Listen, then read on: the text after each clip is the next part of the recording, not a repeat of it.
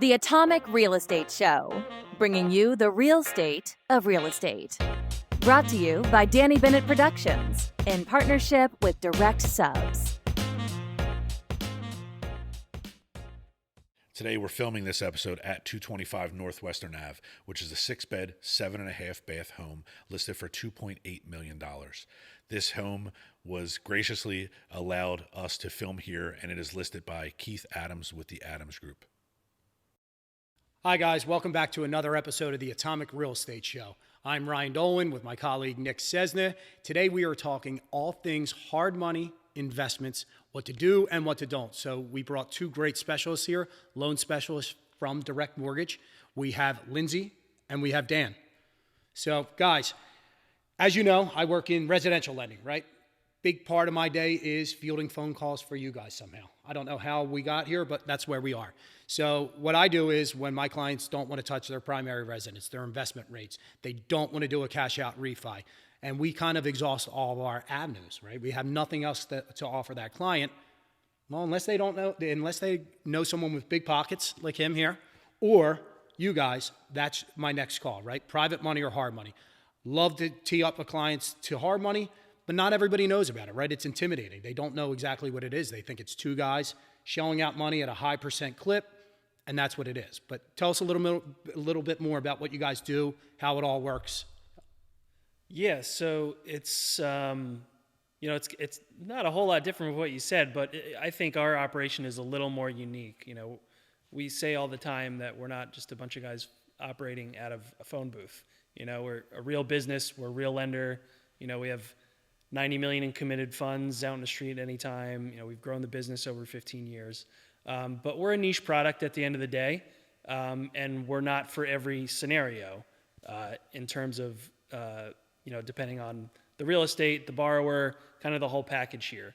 A lot of what we do, a huge chunk of our business is construction loans, right? Because a lot of banks won't touch, for lack of a better word, a crappy asset, right? So we come in, we analyze it, we look at the values, we look at the ARVs, we look at the construction budget, we vet out the developer, the person, doing the deal. ARV is after repair value. Yeah.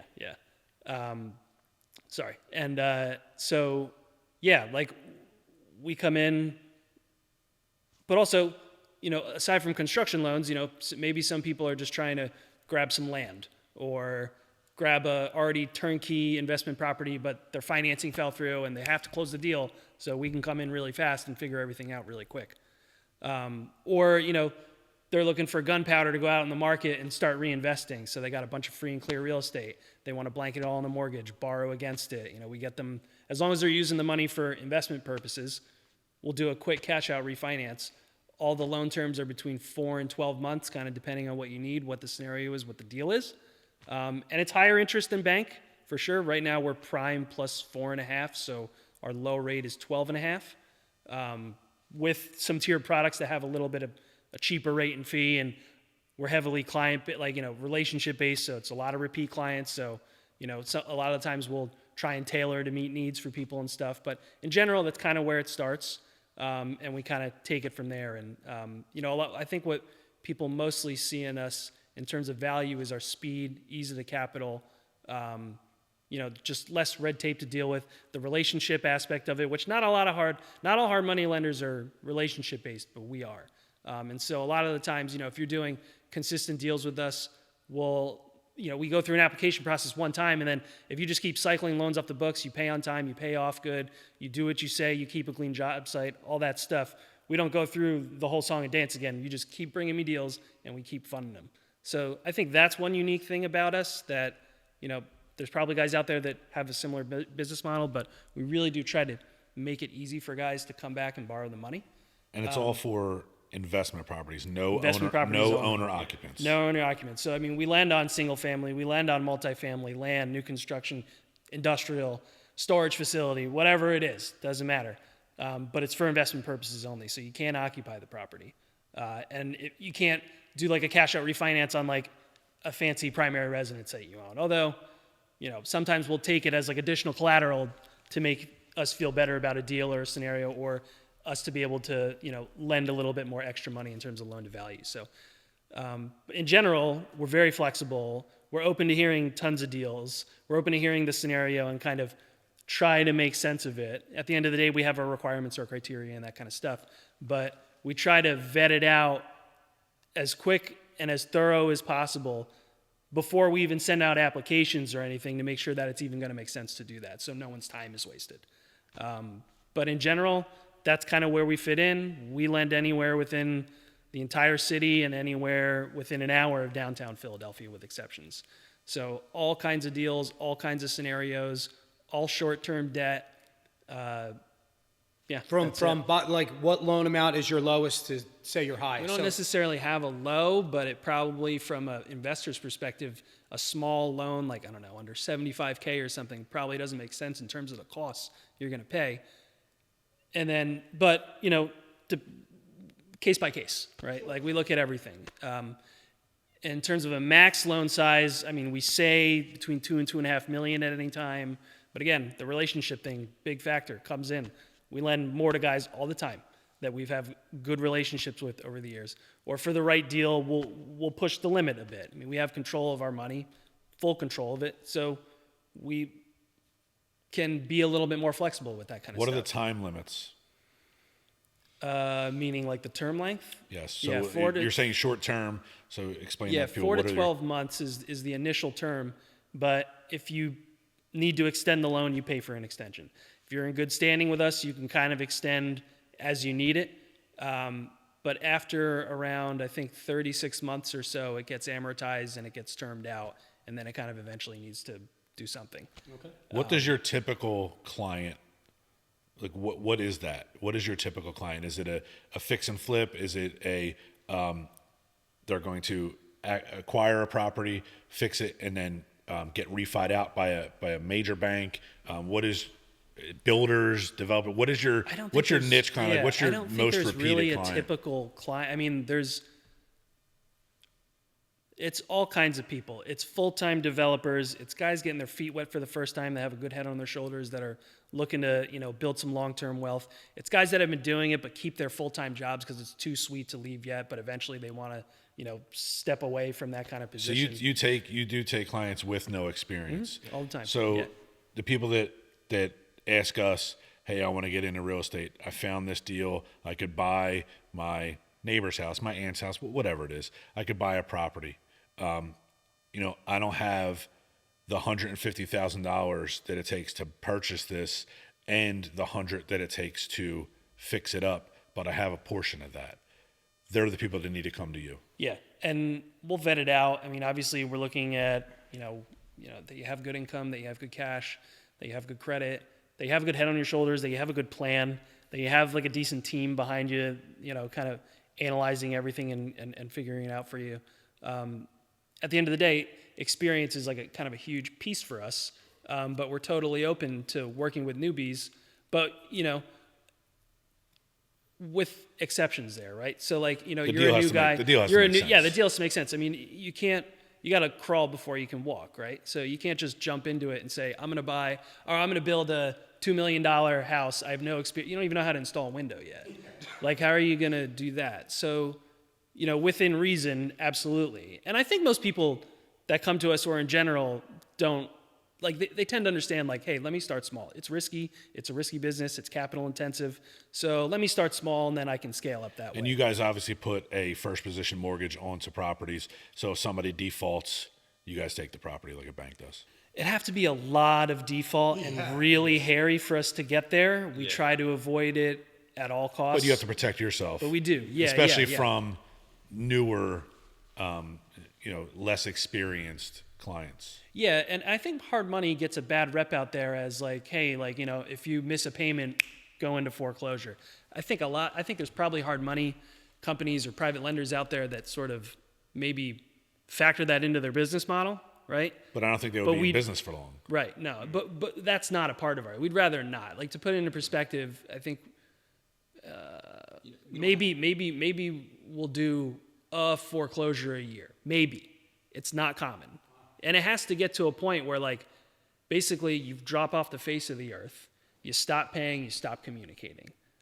That's kind of the only way. As far as I know, I can't speak for it. I've been with the company 5 years.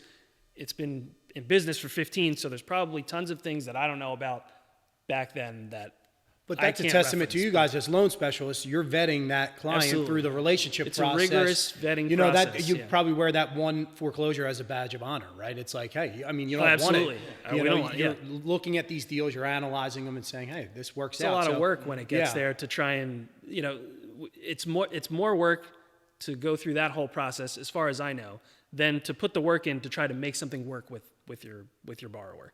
So that's why it's, the client retention piece, you said you do take on kind of one-offish first-time guys, but you're really in this to kind of build and establish a track record relationship with the borrower because, if they want to keep in it, they're in it for the long haul, not just a quick score where the quick score is a little riskier from the bank's perspective. We do plenty of one-off deals. Yeah.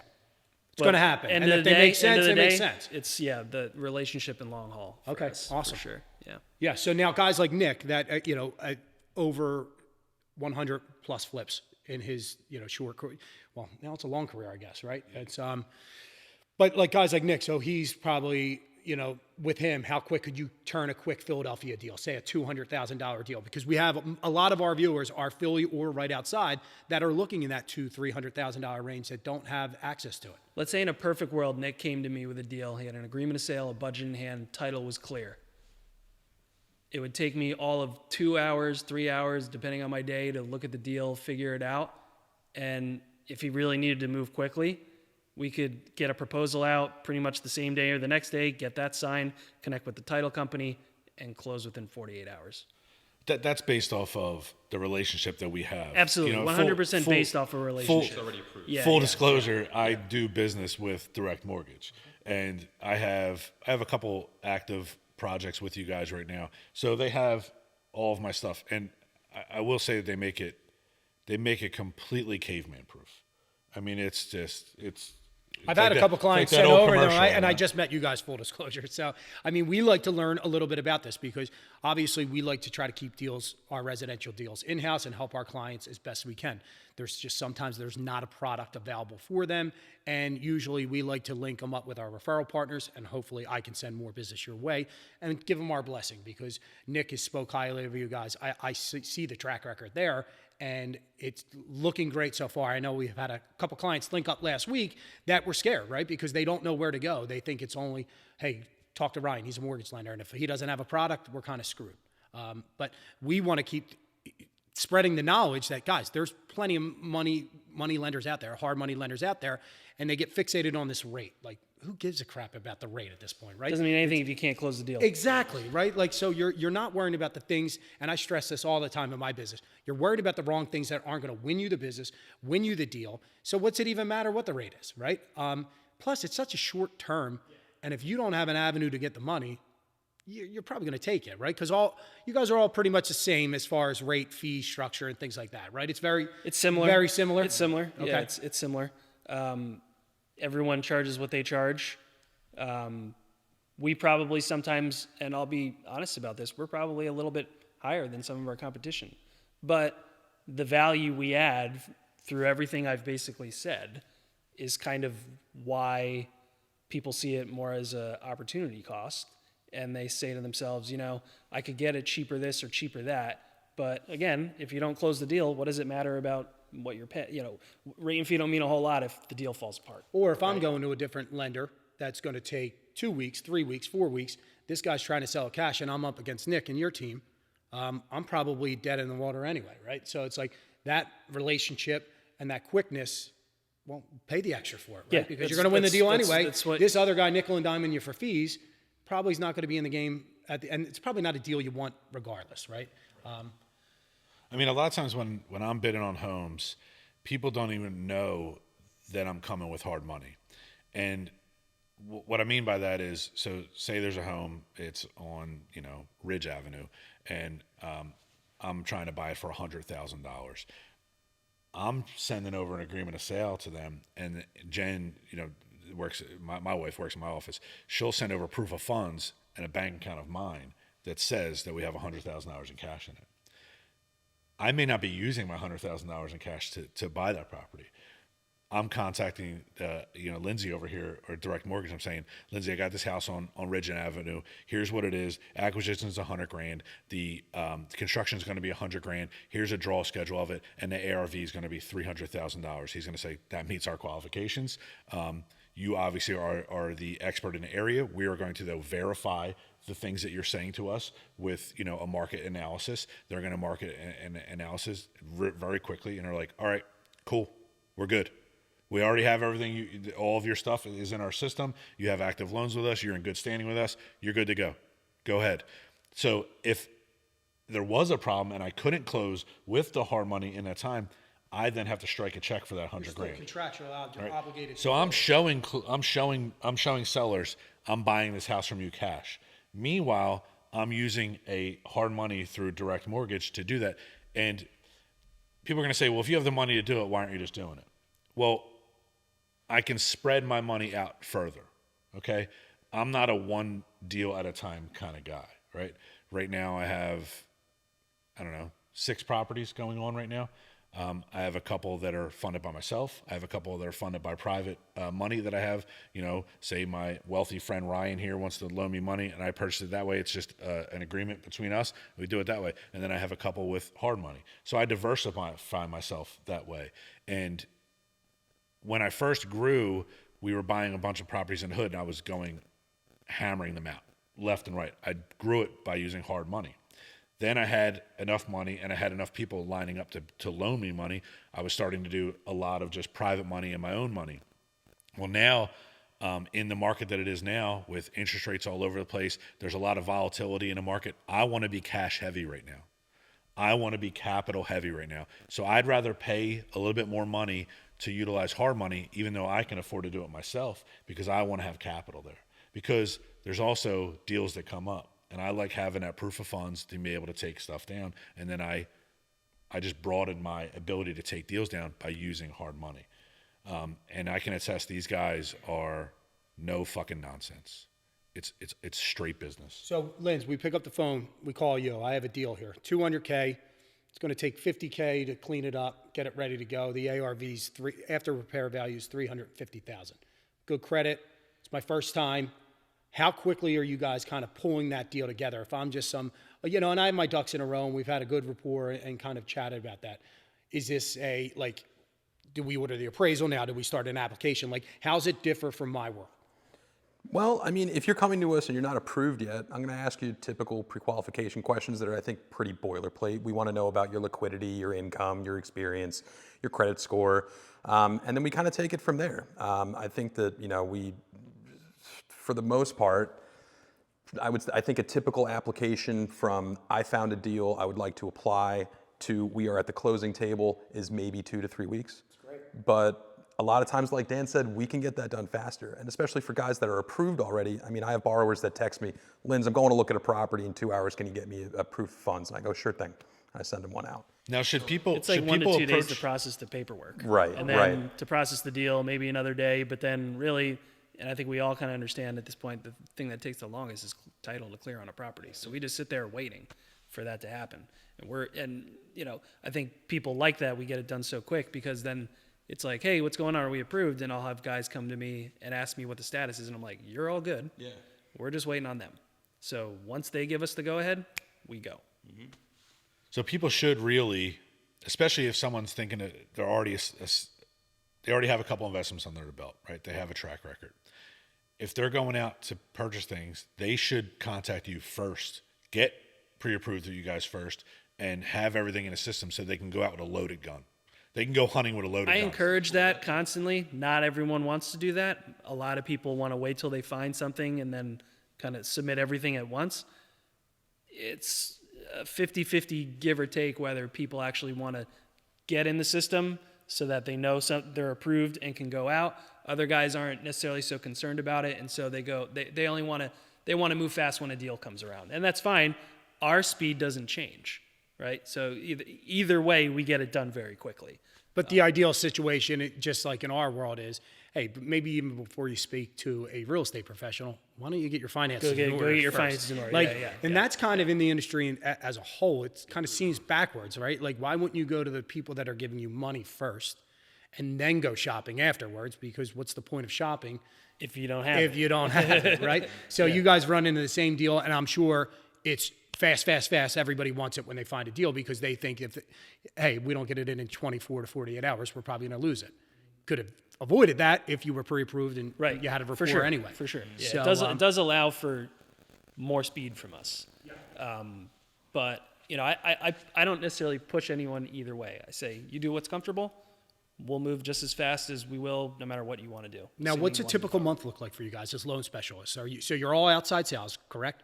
You're out getting the business, drumming up, boots on the ground. So, what's a great month for you guys? Because again, half of my calls right now are for hard money, private money, investment, construction, things like that. It's got to be pretty booming, even though rates are high. Yeah. And I think that has put a little bit of a damper on things. But at the end of the day, I mean, there's deals out there no matter what, regardless of interest rates. So like a good month for us. And you don't got to go specific numbers. We don't need to know. I'm trying to avoid numbers and just kind of say like what it like our day. Maybe we can elaborate a little bit on like the day to day and kind of go into the month. I mean, look, we get up, we answer emails, we look at the draw inspection schedule, who needs to get inspected. We drive around. We're on the phone in the car talking deals. We're emailing while we're taking breaks in between draws. We're going to the office. I mean, we can kind of work from anywhere. But we're in the office. We're half in the office, half at home. We're also sort of nurturing the pipeline. We're nurturing the portfolio. And, when people have problems, they call us, or they need this or that, they call us. So it's a lot of it's starting a lot of fires and then putting out a lot of fires kind of all at once. But it's all in-house, and that's what I like about you guys, is the fact that the person that I talk to that's kind of originating my loan is going to be the person that's coming out and actually inspecting for the draws. So I'm dealing with Lindsey on two of them right now, and one recently I said to you, just for an example, I had a draw schedule in the beginning, and a draw schedule basically is, I'm going to say, there's demo, there's clean out, there's framing, there's electric, there's rough plumbing, rough this. And one of the items was landscape. And I said, listen, I only put a landscape draw in there, but it was a lot of landscape demo, and that's all complete. While you're there, can you guys give me half of that draw? And then we'll save the other half for the final stuff, because the final landscape's going to be minimal. It's some bushes, some grass seeds, some shit like that. And they're like, Lindsey was like, yeah, no problem, cool. And the roof, obviously, he's not going to, if he doesn't have to climb up on a ladder, or use a drone when he doesn't need to. Like, when my roofers are done, I'm like, yo, send me a photo that you're done, and clearly show that it's this property so you can see the background. Then I send the photos to Lindsey, and they have a portal and everything. He's like, just upload it in there. Now he sees, okay, the roof was done. This is what they did to it. Boom. Just fund that part of the draw as well. So they make it really caveman proof. Yeah, if I can do it, anybody can do it. Yeah, there's no third party guy being a hard ass on the job site. There's no extra layer. There's no layers. Really. You're not contracting no someone. Inspector coming in on a 203K, checking it, and we're not code inspectors. I'm not whipping out the measuring tape or anything. Counting nails. I'm just making sure. Look, if we go to a site and something's messed up, or someone's doing something stupid, or whatever, see something, say something. But for the most part, we're just coming on site, making sure what you're asking for is done, and we're good. Yeah. It's one to 2 day turnaround time. I mean, a tip for investors too, like if you're going to have someone you're borrowing money from come out and do a draw inspection, have the property fucking clean and safe for them to walk through, right? And if there is issues, let them know. Hey, listen, you're going to need to use a ladder to get into the basement. If you feel uncomfortable with it, let me know. I'll meet you there. I'll take your camera and film everything and hand it back to you. So like just use fucking common sense. It's like, it's not hard. At least let me know where the lockbox is. It keeps us on our toes, though, in a lot of ways. Like sometimes I'll come on and it's a mess, or I got to uniquely find out a way to get in, or there's no lockbox, or the lockbox code doesn't work, or something. And so, luckily we have good, close relationships with all of our clients. So I'm just like, and I call them up. Hey, I'm here, can't get in, or hey, did the GC switch the code or something? What's going on? And that happens too, where the drywaller will accidentally put the key from the lockbox in their pocket, and you're like, yeah. And guys, I apologize. Like, And look, if it's a real good client we know really well, I'll be like, listen, that's okay. You going to be at the property tomorrow? Yeah. Take some pictures and send them to me. Like, just so we don't have to go out again and stuff like that, So, we're, at the end of the day, we're very flexible and kind of Any big, we're very big on approving things. Yes, yes, yes. Any big don'ts in your world? Like, is there anything, if I'm calling you, you say, hey, like a job site, it could be looking like crap. Or you say, hey, the money's meant for this and they're putting it somewhere else. Does that happen? Is there any crazy, like, horror stories of, like, they tell you one thing and do a different thing? Be a little dishonest in some things, just playing a little devil's advocate here. Yeah and no. I mean, look, we walk on a lot of job sites. Yeah. We know what needs to be done. We know what the work looks like. If you're asking for something and it's not done, I'll say, okay, well, that's not done. But hey, look, this is done. Why don't we give you that instead? Oh, great. Or something like that, or they'll be like, after I did the demo, I needed to revise my budget. Like, so the cost for this went up and that. I'm like, all right, send me the revised budget. Let me just get eyes on it real quick. And as long as the loan amount as long as the budget didn't increase, because we've closed at that point, we can't give you more money, but we can play around with it. We can move some stuff around. We can do that. So we're flexible there too. But yeah, it does happen where, like, sometimes it'll be like nothing will match. First we get a budget, an itemized budget that we work off of for the draws. Sometimes it doesn't work out that way. And so, okay, he's asking me for all this stuff. Kind of none of it's on there, but kind of some of it is in there. Well, how complete is this thing? Is it 25% complete? Is it 50% complete? Is it 75% complete? What does that completion level look like? And I'll be like, your budget's 100. It's about 25% complete. You're asking for 30,000, but I can get you 25. And none of this stuff's matching up on your budget. So why don't we just go based on completion from here on out? And how many more draws are you going to take? 3 or 4? Okay, then that kind of works out perfectly, and you don't have to submit a revised budget or anything like that. We can just kind of make this easy and fun now. Now, if you're just a regular investor, right, and you don't have any construction background, you're not a licensed GC, do you guys require that? Say if you just want to buy, I found a property, I'm going out there buying it myself, then I'm like, damn, like, I don't know what to do. Obviously one of the guys that works on the show has a wonderful company called Direct Subs that will allow you to kind of hire your staff as you move through it. But it connects investors with contractors. Exactly. So, there's a lot of guys, okay, they can acquire the property, they can go out and pound the pavement, but they don't have the network to kind of put that together. Is that a selling point for you guys? Does it matter if they have a licensed contractor ready to do this or not? Because I would imagine draw time, you probably need to speak with them. It depends. I mean, we'll ask about the GC. We'll ask how they, found them and if they're comfortable with them, and if they're licensed and if they're really new and we're trying to put everything together, we'll ask for licensed insurance on that guy and stuff. But for the most part, we're kind of relaxed about that too. Some people some people are GCs, they get their hands dirty themselves. They're doing a lot of the work. Great. Some aren't. They're hands off. They're maybe not coming to the job site every week. Maybe they're coming once a month or whatever. And look, we don't really manage that part of it. Like, that's kind of between you and your contractor. That's that. And we don't necessarily matchmake with that either for various reasons. But through the vetting process of the application and coming to us and wanting us to fund a deal for you, those are things we consider and things we totally ask. And, we're not looking for something exact specifications on anything. We're just looking at the sum of everything and saying, does this all make sense? And if there's a risk layer there, you want to know about it. Right, yeah, of course. Yeah. One thing a lot of our listeners are going to want to know is, what money do they got to kind of bring to the table here? What's the down payment? What's the cash to close? Discount points, things like that. Just give us kind of like a live scenario if Cessna and his crew were buying a house for $200,000 in Roxborough. That was me. Yeah, you're doing it for him. Let's go. Let's hear it. So if Nick was buying a house for $200,000 in Roxborough and was coming to me, I don't know Nick, I have no background. I want to know, number one, does he have any kind of experience doing something like this? How did he find this deal? Is he working with the GC? How's he coming up with these numbers, right? Is he even buying it at market price? Does the deal make sense? Then I want to know about Nick as a borrower, right? How much cash does he have? What's his credit score like? What's his, is he employed? What's his income look like? That type of thing.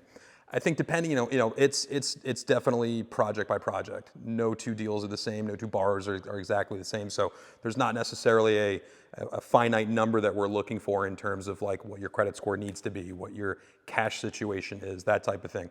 But the better your credit score, the better your credit score is, the better it is for us. The more cash you have, the easier it is for me to get you approved. On a deal like, I think in general on any deal, typically we'll cover up to 75% of your purchase price. So you need at least 25% for the down payment. Borrowers also pay the typical closing costs like title insurance, property insurance, transfer tax, and our 3% origination fee, which I think sounds a little bit high, but we don't charge any junk or surprise fees at close. So sometimes guys will call you, and you know this, like, hey, 20% down borrowers are paying points right now. Yeah, so it's not you're like paying foreign. points regardless, right? That's the market we're in. So. Yeah, but I think with us, the point is that we make sure that all that's transparent. You don't get to close and then all of a sudden go, wait, what's this extra $15 application fee? That's not gonna happen with us. There's also no appraisal that we require on loans under 500K, so it moves things a little bit faster. And again, it's just another fee that we're not trying to charge people. We're not out to get people. But I think that, to go back to what we're looking for that number, like how are you coming up with that number? And then do you have enough to get this done? Do you have the down payment plus the typical closing costs? And do you have a good amount of your budget set aside? You don't need the whole thing, but are you liquid enough to get a draw done, right? You need working money, exactly. You need money to carry costs. So, when you were talking about your draw schedule, I would say some cash to get your demo done, maybe some soft costs like permits. Sometimes we can build those into your loan or into the construction budget, depending. Maybe it's framing, maybe it's rough mechanics. Have some money to come out of pocket to get that stuff done until we can go out and inspect. And then also have a cushion, because this is, for borrowers that are first-time guys, right? This is your egg. You've been saving up, and this is all you have. Make sure that you have enough, because you know that when you open the walls, you're going to find something weird. It's every deal, right? There's always some kind of surprise. And then, after that, like even beyond the deal, in your life, things happen. It's life, your car breaks down. All of a sudden, you're having another kid. There's just a lot of different things that can happen. So make sure that you're not just going to blow your wad, everything that you've worked for up to this point, on trying to get into this deal. I think that's another thing. And we're just as fast to say yes as we are to say no. And I think that saves people a lot of time, a lot of hassle. And we're also not super cagey about, why maybe something wouldn't work out. We want to make good deals. We want to make as many good deals as we can. We don't want to make the bad ones, right? So we'll let you know, hey, this doesn't seem good for X, Y, and Z reason. And, we're not going to be a great fit for every single scenario. We want to be a good fit for as many as we can, but at the end of the day, we're a niche lender with a niche product, and we'll try to fit into that as best we can.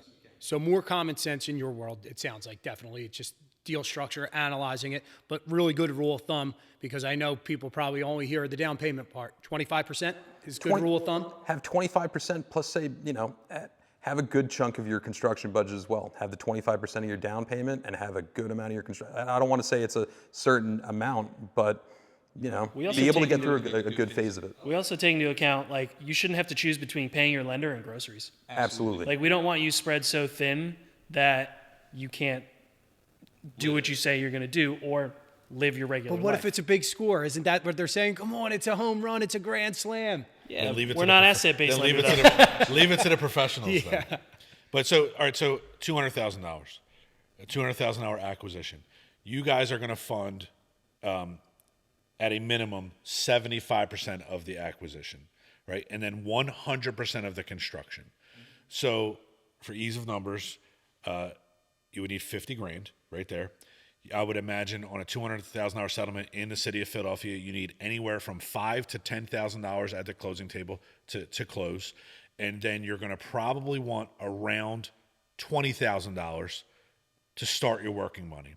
And by that, I mean, so say you're paying clean out, demo, framing, that's your first draw, and it's $10,000. You want 20 just in fucking case, and you can operate like that. So every project you have, you want to put that amount of funds aside, boom. So say you have $500,000 in an account somewhere, you want to take this chunk and put it towards that one. As you pay for the clean out and demo and framing, say you paid the $10,000 for it out of your own pocket, you tell them, hey, I'm ready for it. Dana or Lindsey comes out.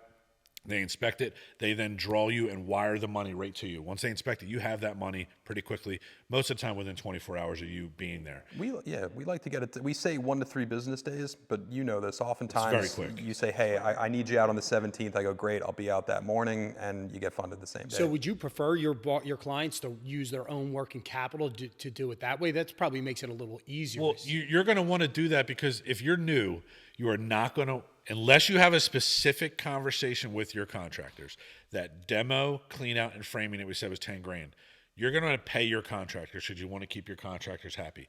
If you have an upfront conversation with your contractors or you have a relationship with your contractors, you're going to say, listen, here's the deal. I'm using a hard money loan on this. This is what it means.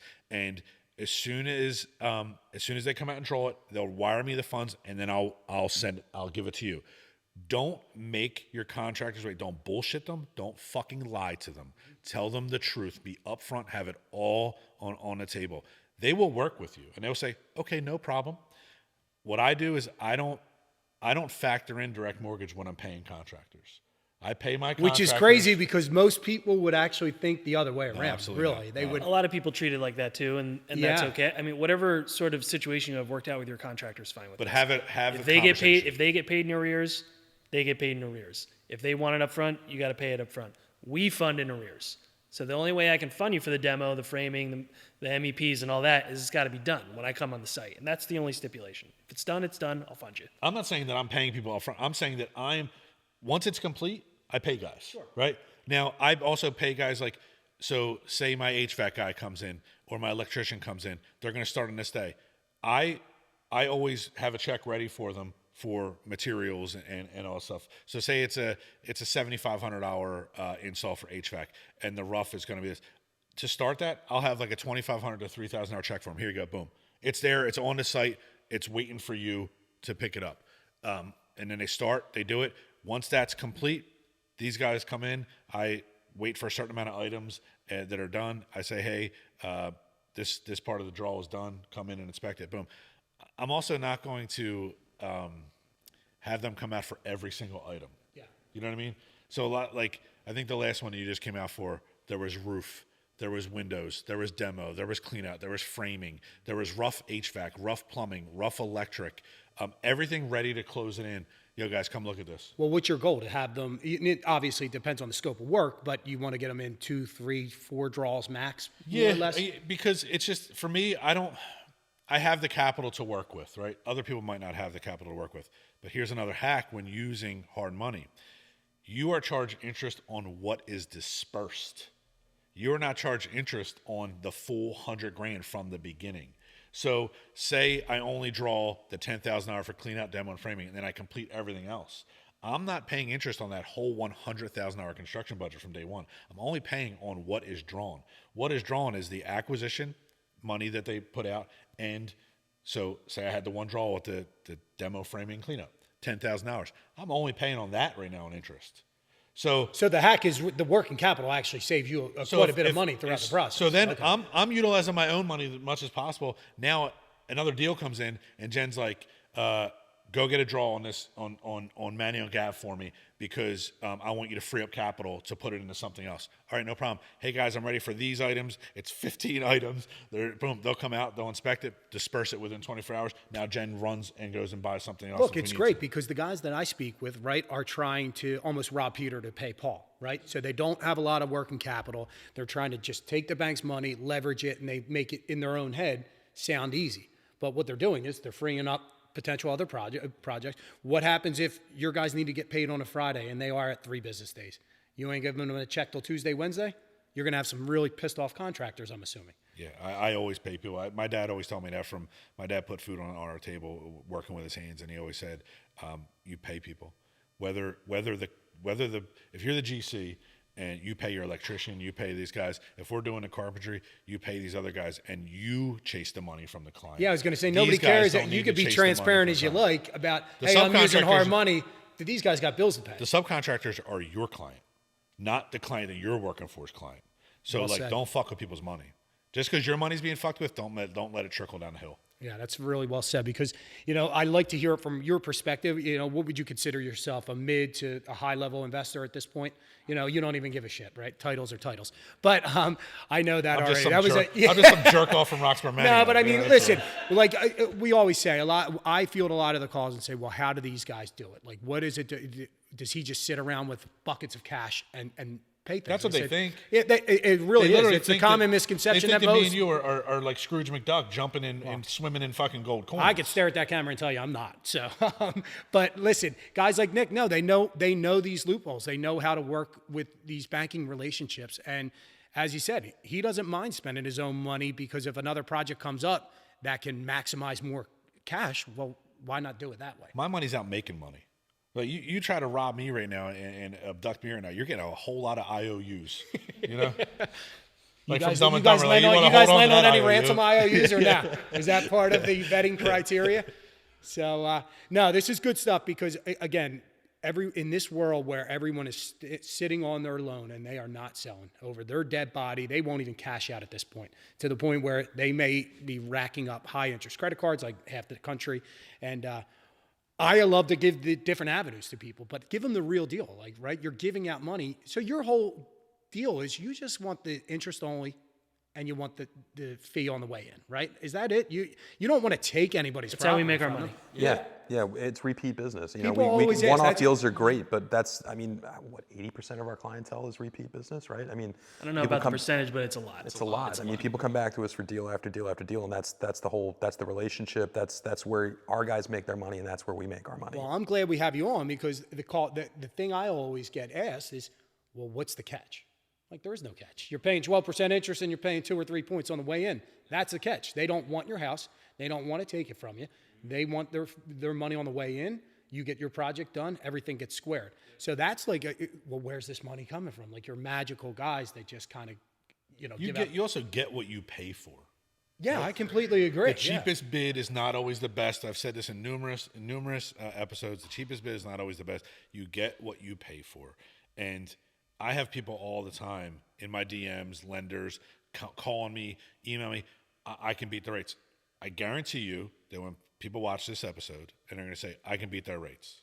Okay, but you can't beat the services that they've provided with me and the relationships that we've built through the years. No doubt about it. You can't put a face to the name. You can't pick up the phone if you need to call on the fly, right? This is all stuff that I'm sure you guys say, till you're sick to your stomach. Hey, you could shop any hard money lender on the street. You'll find a lower rate. You'll find lower fees, but you won't get the service. Like us, right? We get called, and the next question is, how low can you get my rate? How low can you get my fees? And I said, well, we don't like to discount ourselves because our quality and our service speaks for itself. Plus, we like to keep the lights on and pay the employees the proper wages that they work their asses to get.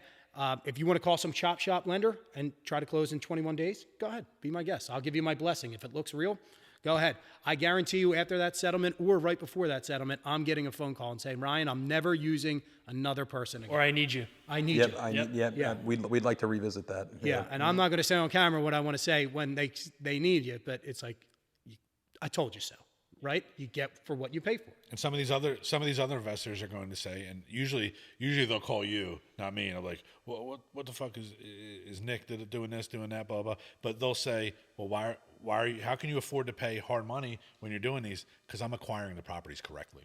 You make your money in the acquisition, and if you can't afford to pay a hard money lender, and chances are it's not that great of a deal, you're probably only doing one deal at a time. And you're not doing multiple at a time. If you want to do multiple deals at a time, you need to utilize hard money or private money. And it's still, you have to acquire the property the right way. You make your money in the acquisition. I'll probably say this 1,000 fucking times on this show, but that's the truth. And the guys that call you and complain, oh, how's he doing this? How's he doing that? Because I'm making fair offers to people.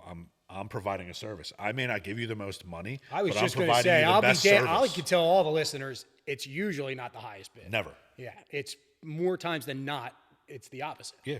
But I'm going to close. I'm going to guarantee that I'm going to close. And I have that ability because I have the capital in the bank and I have a hard money lender on my team. I have private money lenders on my team that allow me to do that. A great hard money acquisition company is a very important tool in your toolbox as an investor. It's an extremely important tool, and a lot of people don't realize that. You can diversify yourself, you can expand, you can do a lot more deals with this great tool in your toolbox. And if you're worried about that little bit of percentage and this and that, you're looking at it the wrong way. You're not looking at big term, you're looking at small picture. You're tripping over fucking dollars to pick up nickels, and you're just wrong. So and the you need cat's to out of the change your bag. mindset. Nick Cessna and his crew do not use all their own money. They actually use their banking partners, which is, obviously why we have such a great relationship moving forward. He uses Resi money with us for his primary stuff, his investment stuff. Uses you guys for investments. I mean, and he's giving you the hacks right here. Like the working capital thing is brilliant, right? If you have working capital and you don't have to take 4 draws, you only have to take 2. Paying interest on 2 draws, right? So, like, And if you these don't are have small, great hacks that If you don't have another project coming up, or you're fine, you have the money. Like, listen, I'm not being paid by Direct Mortgage or saying any of this shit. They're not giving me a fucking break on my fucking. They're damn sure not giving me a fucking break on my loans for saying this shit. So it's just it's a good business. It's good people. Bells works over there. Like, that's all you need to know. Nicole works for your company. Oh, wow. Great fucking, like one of the greatest people I fucking know. Yeah. So like they just have a great team, and I can't really. There's nothing I can say bad about them. Well, we're going to have to tee you guys up because, well, how can the consumer reach out to you? Because we're going to get a lot of calls, a lot of texts. Well, we need to use these guys' services. It might actually help me, save me some phone calls, but I don't mind referring you to these guys as well. So how can we reach you guys? What's your Instagram handle, your website? What's the best way? You can call the office. Yeah, call the office. Yeah, you can Just call look the up office. You Google can stop Direct by, Mortgage. yeah. Yeah, I mean, Philadelphia? we have a really efficient, good website that has a lot of information about us on there for you to just do a little bit of homework before you give us a call. DMLC-lending.com. And now, what do you guys want before they jump into the website, make the call? What is a good school of thought to have ready? Is it just kind of like your basic application as you would to go get pre-approved for a car or a mortgage? Well, yeah, you could put in an inquiry just with like basic information about yourself. I mean, however much you want to tell me right off the bat, go ahead. Makes it easier. But Now, if somebody in general, wants to contact you two directly, and they're just like, "Hey, I'm not a big website guy. I have some generic questions. What's an email that they could reach you guys at, or phone number? And is that something you're willing to do, like talk somebody through the process and coach them through? I mean, we do that all the time. I mean, phone number for the office is 215-844-1200, and you can ask for me or Lindsey. You could go to the website, put in an inquiry there, and the inquiry goes to all of our emails, so we get it right away. You can apply right away. Let's say you already got everything figured out, and you just want to apply. You can do that too. But typically, we'll just have a quick conversation to make sure it makes sense for you to apply. Like we said, we're not operating out of a phone booth. We have a real office, real website, everything. It's really easy. I mean, these to get are the a hold of guys us. out selling. These are the 2 people you will talk to, just like when you call our team, you're talking to me and my staff, right? So they're calling you. They may just call up for a free loan consultation. No skin off your back. Doesn't cost the client anything. If the deal works, the deal works. Nonetheless, you just had a great conversation. Yeah, and maybe help. Yeah, we have tons of those. I mean, we're not here to necessarily educate you about everything. We're here to educate you about our product and kind of what niche we fill and how we can help, so to speak. What are some things that a borrower is going to need in place that you're going to want? They're probably you're going to want probably a list of some projects that they've done, possibly some photos, or I put everything on Instagram. Like every house we do, it's on Instagram. So it's like I could be like, hey guys, go to my Instagram, check this out. You guys will actually even go to social media at this look at point. all the shit Sometimes, that we're doing. yeah. Cool. I mean, it's a pretty down and dirty process when it comes to the application, but it's really simple. I mean, you fill out a real estate schedule with your experience. You fill out a 1-page application. You give us 2 years of tax returns. You give us most recent bank statements showing all the cash you got. If you got a deal, send me the agreement of sale. If you're not under agreement yet, send me the numbers. We'll look at it preliminarily, kind of in tandem with your application, and figure out if it all kind of makes sense. Then, because we're really relationship driven and we're hands-on, we're boots on the ground out there. We meet every single person that we lend money to, that borrows money from us. So, in the old days, it was they'd come to the office and everyone would just have a conversation. Now we just do it on Google Meet, so you can do it from anywhere that has internet. Well, I think your phones, hopefully after this episode, are probably ringing off the hook a little more. They know to get a hold of you on Saturday mornings, right? No, but these guys are great. We want to thank the Direct Mortgage team for coming out here. And again, we're at an awesome location at a beautiful 6-bedroom, 7.5 bathroom home. 1.5 acres. 1.5 acres in the city, bordered up right to Chestnut Hill on Northwestern Ave. This place But it is Springfield Township, actually. a gem. Still don't know how it works, but it works. Yeah. But Keith Adams and the Adams Group have this listing, and Danny will run a video. He probably already ran it in this episode in the beginning, and we just want to thank them again for allowing us to shoot here. His house is just stupid. just out of control. Crazy. So, Direct Mortgage team, we thank you for coming here. We appreciate it. We will definitely share their information and contact info. For Nick Cessna, Ryan Dolan, and another episode of the Atomic Real Estate Show, we thank you guys, and peace. This episode is brought to you by the Adams Group. The Adams Group is a longtime Philadelphia real estate team that helps buyers find the right home, investors find hidden opportunities, and the sellers maximize their price with their years of insight in Philadelphia and the surrounding suburbs. They've built their reputation on honest and client-forward work. You can connect with Keith Adams via phone at 215-605-1027. He's on Instagram at the Adams Group Market, and his website is adamsgroupcompass.com. If you enjoyed our episode, please consider supporting the show by rating and reviewing the podcast. Also, check us out on Instagram at Atomic Real Estate Show to find out when new shows drop and to participate in our community Q&As. The Atomic Real Estate Show was brought to you by Direct Subs. Direct Subs is the #1 place for real estate investors to connect with local contractors for their flips, rentals, renovations, and new construction projects.